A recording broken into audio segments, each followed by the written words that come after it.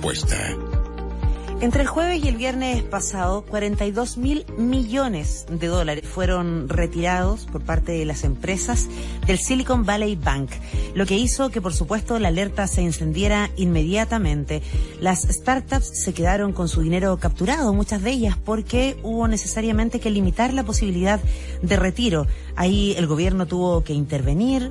El banco pidió protección federal por la quiebra bajo el capítulo 11 y esto generó que los mercados se movilizaran rápidamente y a nivel internacional también que se prendieran las alertas pensando en una crisis económica mundial mayor que la que ya hemos vivido en los últimos meses producto de la pandemia.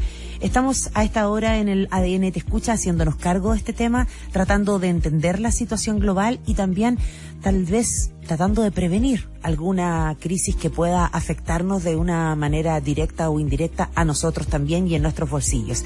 Está con nosotros el abogado y socio del Grupo de Defensa, Mario Espinosa. ¿Cómo estás, Mario? Hola, Sandra. Muy bien. ¿Y tú? Muy bien. Muchas gracias por estar con nosotros. Y saludamos también al decano de la Facultad de Ingeniería y Negocios de la Universidad de las Américas, Gonzalo Islas. Gonzalo, muchísimas gracias por acompañarnos. Hola, Sandra. Buenas tardes. Gonzalo, y me gustaría partir contigo precisamente porque esto hace que las personas se pregunten de inmediato, ¿me va a afectar esto a mi bolsillo? ¿Qué va a pasar con nuestro país? Sobre todo cuando consideramos, por ejemplo, que hoy día mismo el Banco Central corrigió a la baja el crecimiento de la economía del 2022, se ubicó finalmente en un 2,4, que el Banco Interamericano del Desarrollo también, de hecho, ha hecho su corrección, ha dicho que va a haber un 2023 difícil para toda la región de América Latina, que con suerte va a haber un crecimiento de un año. Entonces uno dice, ¿cómo va a afectar esto las cifras de este 2023? ¿Se puede también haber una corrección entonces para las proyecciones de este 2023? A ver, el principal efecto hoy día que se está dando en estos días en Estados Unidos y en la política monetaria de Estados Unidos.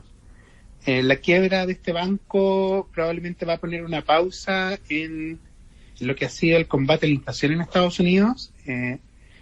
Cabe esperar que esta inflación que observamos en Estados Unidos se extienda más tiempo y eso indudablemente también impacta a la economía chilena. El riesgo también está aumentando sin duda y el fantasma de una crisis a gran escala como la crisis del 2008 vuelve a aparecer.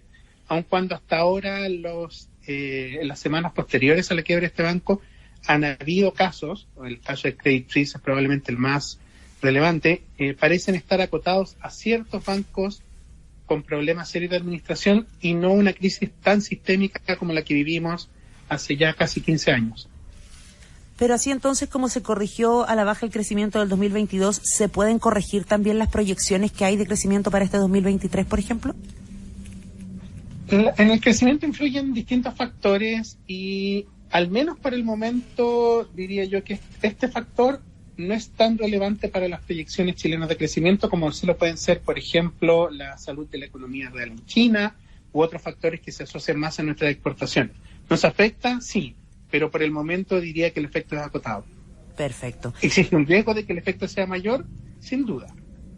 O sea, hay que estar atentos, como se dice por ahí, noticia en desarrollo, decimos nosotros. Efectivamente. En el fondo, lo que no sabemos hoy día es si esto es un problema que se está acotado a ciertos bancos con problemas en su gestión, o es una crisis financiera a gran escala donde todo el sistema se ve afectado. Esa es la gran incertidumbre que tenemos todos hoy día. ¿Es esto un problema de algunos bancos o este es un problema generalizado a nivel del sistema bancario en Estados Unidos? Claro, sí, vamos a empezar a ver un efecto dominó que va a ir derribando a otros bancos también. Exacto. Mario, y en ese contexto entonces, obviamente uno empieza a entender, vamos a tener otra vez que apretarnos el cinturón, que pensábamos que nos estábamos aflojando un botoncito ahí, un hoyito del cinturón, pero esto nos afectaría a todos por igual o, por ejemplo, a las personas endeudadas, a quienes ya tienen algún grado de, incluso morosidad, ¿los podría afectar más? Lo que pasa, Sandra, es que a las personas que ya están con morosidad no les afecta la situación de estos bancos extranjeros directamente, sino que tiene que ver un poco como la marcha de la economía chilena. Y en ese sentido, yo no veo tan claro aún un efecto importante en las proyecciones de crecimiento de Chile o en la marcha de la economía chilena a propósito de la caída de estos bancos. Como bien se decía recién, lo que caracteriza un poco la caída de estos bancos son bancos con una mala administración, con una mala gestión, En el caso de Silicon va muy de la mano con la marcha que tuvieron las startups y la crisis que han tenido las startups en el último tiempo. Hemos visto la caída de grandes empresas tecnológicas en el último tiempo, despidos masivos, ¿verdad? Las startups no la están pasando bien y producto de esto, y como este banco se relacionaba directamente con estas empresas, se genera esta crisis, incluso hasta debido a un problema comunicacional entre medio. Entonces, claro, lo que llama la atención es cuán frágil puede ser esto y dónde están los reguladores. Yo creo que acá en Chile hemos aprendido un poco de las crisis. Después de la crisis del año 82 tenemos una regulación bastante robusta y una fiscalización bastante importante. Por ende, y a diferencia del año 2008, donde fue una crisis de todo el sistema bancario norteamericano, producto de la alta liquidez, de una subevaluación de los riesgos, y que creó estos créditos tóxicos que después salieron a la luz una vez que las tasas de interés empezaron a aumentar para poder combatir la inflación que estaba viviendo en ese tiempo Estados Unidos. Esto hoy día es muy distinto.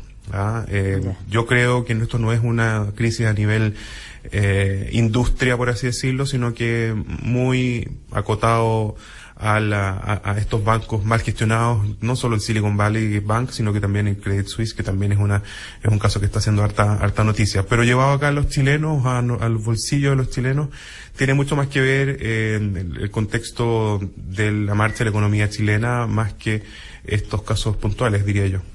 Claro, es que ahí probablemente las personas que nos están escuchando se preguntarán, aquí el gobierno de Estados Unidos ya está interviniendo para evitar un colapso, pero como nos decía Gonzalo, no sabemos si es que hay otros bancos que estén también afectados y probablemente nos hace pensar que el efecto negativo en un banco, los dineros capturados, que haya poco flujo, puede afectar a lo mejor a otros bancos a nivel mundial y esto irse de alguna manera en escalada y repercutir en tasas de interés o a lo mejor en la falta de flujo y inevitablemente después en las exportaciones y las importaciones y ahí ya empezaba a quedar la hecatombe, ¿no?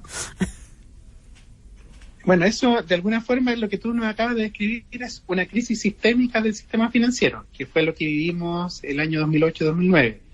Y por el momento la información que tenemos nos parece sugerir que no estamos en ese escenario, sino que más bien estamos en casos puntuales de bancos expuestos a ciertos riesgos bien particulares que se están viendo afectados. A mí también me gustaría, reforzando lo que indicaba Mario, destacar que el sistema chileno de regulación bancaria es muy potente, un sistema que se diseñó en respuesta a la crisis del 83. Los auditores más jóvenes probablemente no lo van a recordar, pero en Chile el año 1983 prácticamente quebraron todos los bancos y la mayoría de los bancos terminó intervenidos por el gobierno. Bueno, el sistema regulatorio que se diseñó en respuesta a esa crisis ha resultado ser tremendamente eficiente. Nosotros en Chile, sin duda, nos vimos afectados por la crisis del año 2008 en muchos sentidos, pero el sistema financiero nuestro respondió bien. Nuestro sistema financiero ha respondido bien prácticamente a todas las crisis financieras que hemos tenido en los últimos 40 años. Porque tiene un buen diseño y tiene un buen marco de supervisión. Tenemos una comisión del mercado financiero que efectivamente tiene las herramientas y tiene los equipos para hacer una buena supervisión bancaria.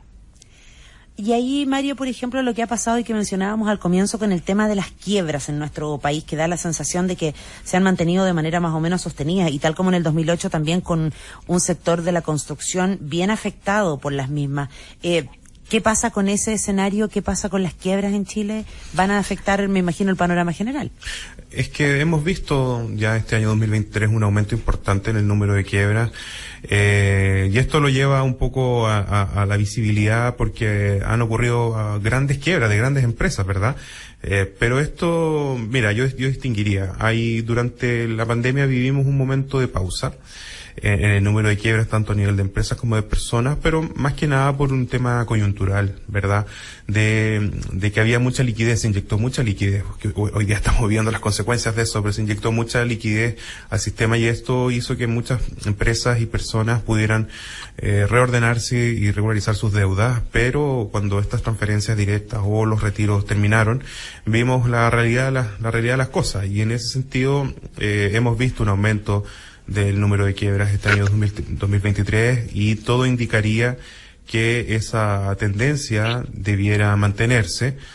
principalmente a nivel de pymes y algunos sectores especialmente afectados por la crisis económica que hemos tenido al menos el último año, constructoras, ¿verdad?, el comercio, y también muchas empresas asociadas a mercados que se abrieron con la pandemia y que se terminaron una vez que empezamos a dejarla atrás o que ya la vida se empezó a normalizar un poco, pero que durante el tiempo de la pandemia generaron nichos importantes, crecimientos importantes, pero que hoy día, cuando la demanda bajó bastante, no han sido capaces de reinventarse y también ya están empezando a caer.